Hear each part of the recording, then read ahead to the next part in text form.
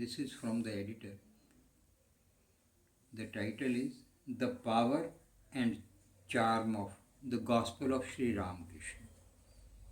Life-giving nectar for humanity. Sri Sri Ramkrishna Kathamrita. Swami Sastrananda is the head of the Ramkrishna Mission Chandigarh in 72-3.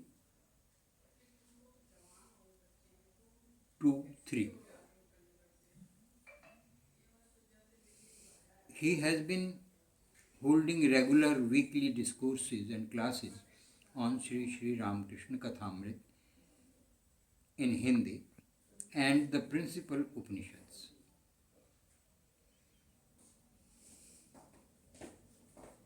He says, in the Gopi Gita of Srimad Bhagavatam, we find the gopis singing the glory of Sri Krishna in the following words: Tava Kathamritam, Tapta Jivanam, Kavibhiriditam, Kalmashapaham, Shravanamangalam, Shrimadatam, Bhuvi Grinanti Te Bhuridaha Janaha.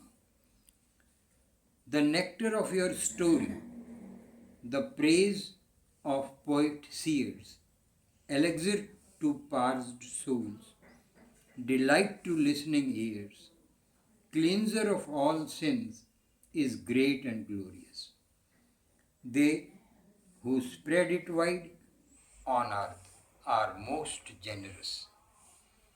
This verse is equally applicable to Sri Ramakrishna and his gospel. Indeed, the Gospel of Sri Ramkrishna is such a life-giving nectar, and M. Mahendranath Gupta, the blessed recorder of the words of the great master, has proved to be a great benefactor to aspiring humanity. The recorder of the gospel is as unique as the great work itself. He was uniquely qualified for the task. Apart from being very special as a devotional work, it has high artistic and literary merits. But unlike many men of literary genius whose personal life, ideals and aspirations may have little to do with the contents of their celebrated literary products, M was singularly well fitted for the role in all the aspects mentioned here. In this context, certain factors are particularly worthy of notice. Most important, from all facts available, it becomes clear that the Master himself commissioned this disciple for the task.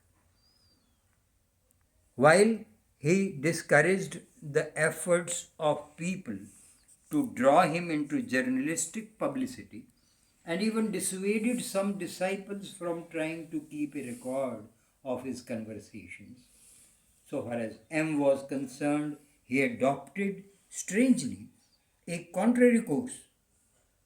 It looks as if he of all was brought to the world by the Master to record his words and transmit them to posterity.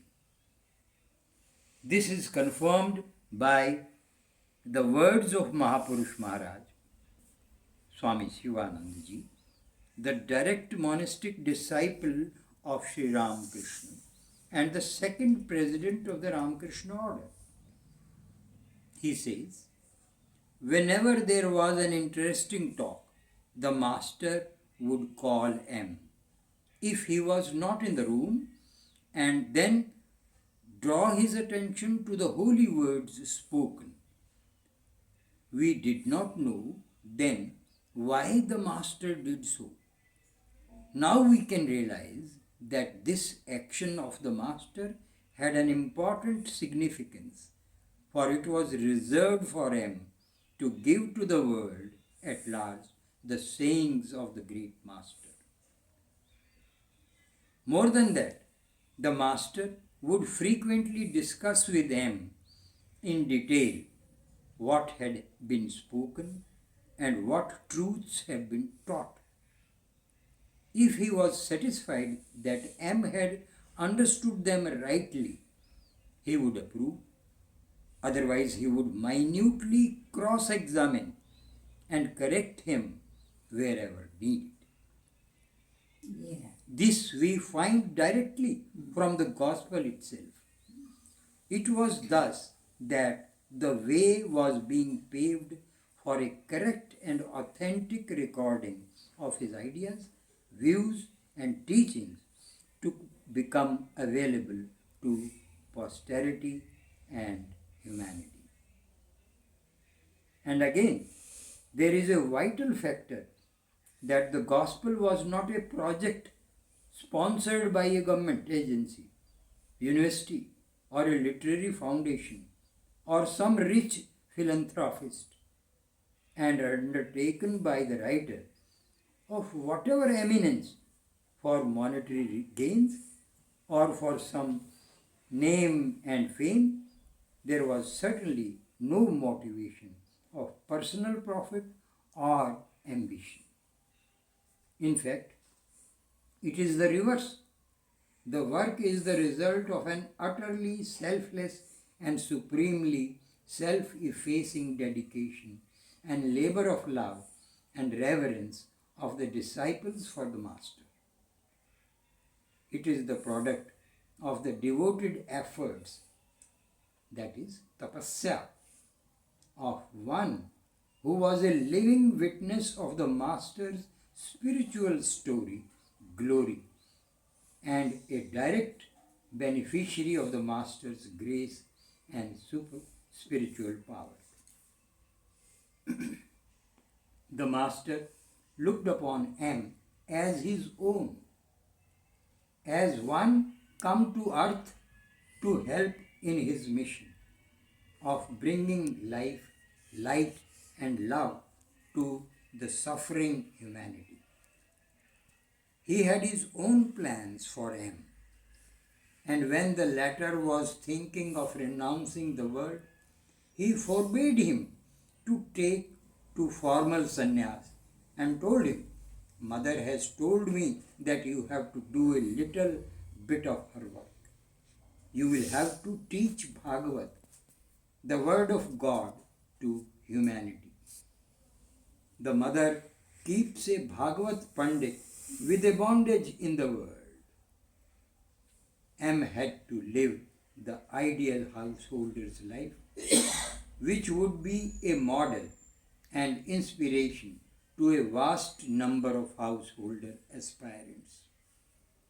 And in obedience to the Guru's commands, M lived outwardly as a householder, but inwardly all absorbed in the divine, specially manifest to him in and through the person and personality of his Guru, that is Sri Ramkrishna.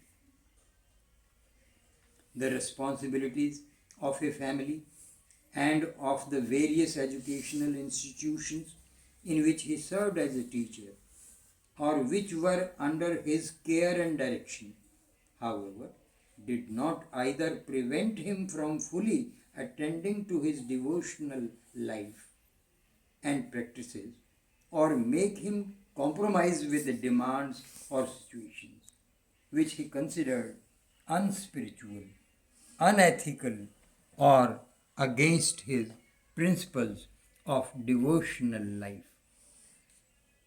On this score, he often resigned from lucrative jobs and even courted unemployment and privations for the family, but the unseen hand of providence overprotected him and saved his family. He was one of the typical instances of the fulfillment of the Lord's promise of protection to his real devotees, Yoga Kshemam Vahamyam. I take care of all the needs of the devotees who knows no other refuge than me. Indeed, M knew no other refuge. He had no other interest or ambition in life except his divine master and spreading his nectaring message. While the master lived, as much time as possible he spent in his blessed presence and company, and all his leisure or spare time he devoted to reflection and recording of what he saw of, heard from the master. After the master passed away, he dwelt upon him and recorded notes of his conversation in his mind, all the more intensely. In fact, living with the master within and sharing the message with fellow devotees became the main profession and passion of his life.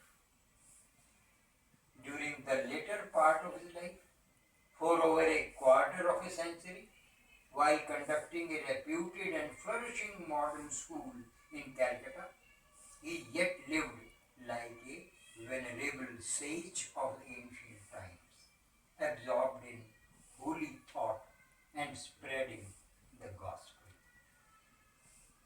And above all, stands out his utter self-effacement and absence of any tendency to self-importance. Later in life, when approached by aspirants for spiritual inspiration and guidance, all that he would say, I am an insignificant person, but I live by the side of an ocean, and I keep with me a few pitchers of the water of the ocean. When a visitor comes, I entertain him with that. What else can I speak but his words? The Master's message was a veritable ocean of life-giving nectar, and M's own life, right from the start, bore witness to it. In fact, it was a desperate family situation which brought him, as if by chance, to the Master.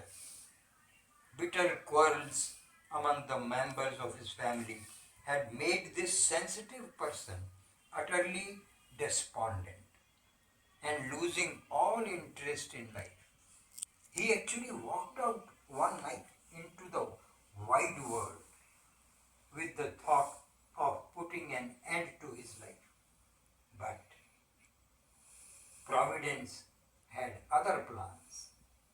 Not only was he not to lose his own life, but become instrumental in restoring life to many lost souls through the nectar of the Master's gospel.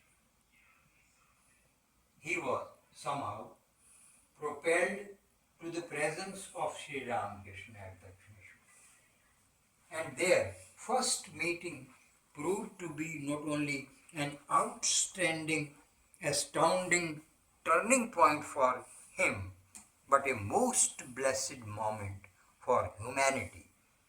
For that was when the recording of the gospel started. The would-be suicide was filled with the new hope and faith. His rudderless life found a new creative direction and mission and became consecrated to God realization and sharing his blessings with fellow men and humanity. In M's own words, behold, where is the resolve to end life, and where the discovery of God? God is all good.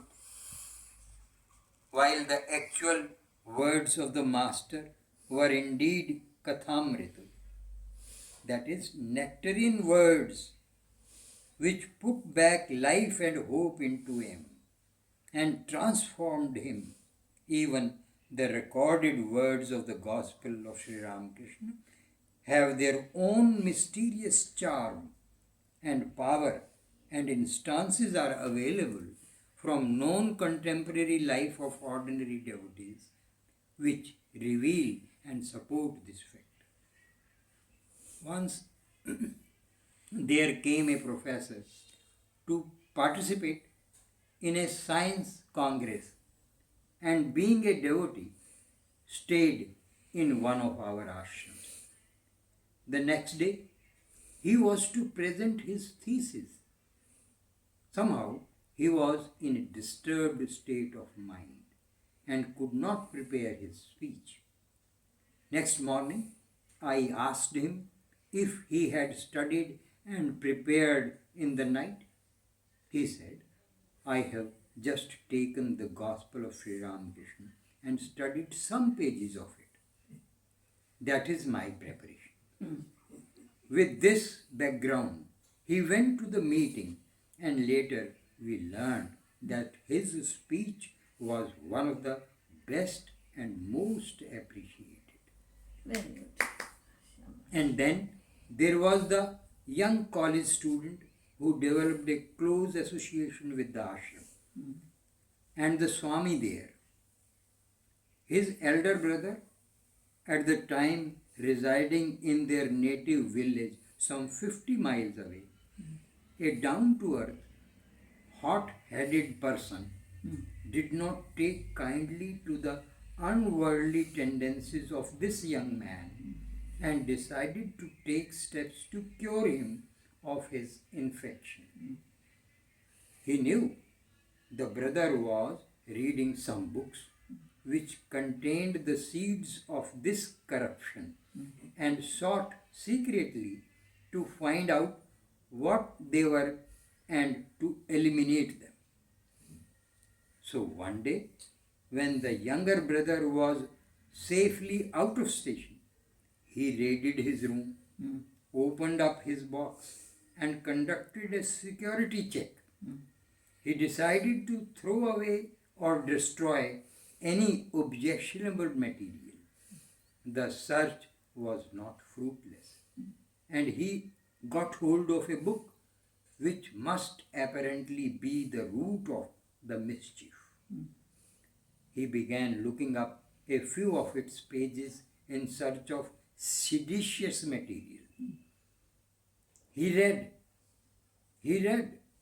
and kept on reading, all the while standing near the box. Something strange happened. The very book which he sought to destroy got him hooked. He finished reading the book. One thing led to another, and the next time he went to the city, he decided to get a copy for himself. And that book was no other than the Gospel of Sri Ramkrishna, and that also in translation. This in turn led him to visit the ashram and meet the Swami.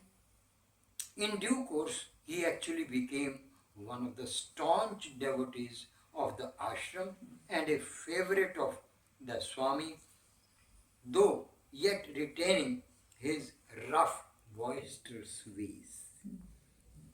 That was, and it continues to be, the power and charm of Sri Sri Ramkrishna Kathamrita. The Amrit of the Master's words, rejuvenating human life and spirit. And M was born, as it were, and lived solely for this purpose of giving the Kathamrit to the world. And no sooner had the proof of the last page of the last part, that is fifth and final volume of his records of the Gospel, being received and corrected by him and print orders given for, his life task seemed to be completed.